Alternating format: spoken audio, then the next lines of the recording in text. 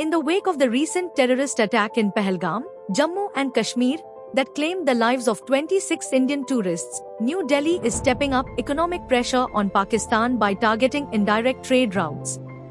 The incident has reignited public and political calls to sever all remaining commercial ties, particularly those occurring through third-party nations.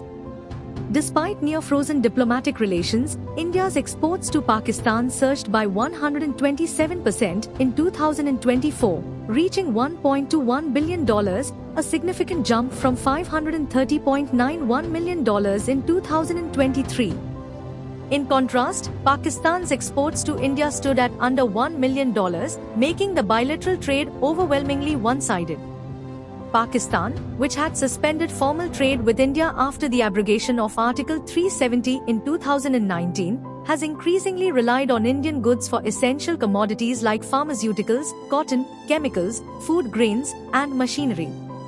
These products often reach Pakistan via indirect routes through third countries like the UAE, Singapore, and Oman, where goods are relabeled in bonded warehouse to obscure their Indian origin. A report by the Global Trade Research Initiative, GTRI, estimates that over $10 billion worth of Indian goods enter Pakistan annually through such backdoor channels, nearly 10 times the volume of direct trade. India is now collecting detailed data on these rerouted exports, with plans to tighten regulatory controls and restrict such indirect trade. The Confederation of All India Traders has also announced a complete cessation of business with Pakistan, reflecting growing domestic resolve.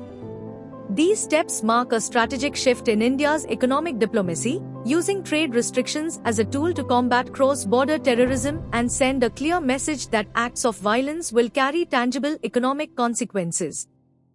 You do admit, sir, that Pakistan has had a long history of backing and supporting and training and funding these terrorist organizations. Well, we have been doing this dirty work for the United States for about 3 decades, and West, including Britain. So that's your argument?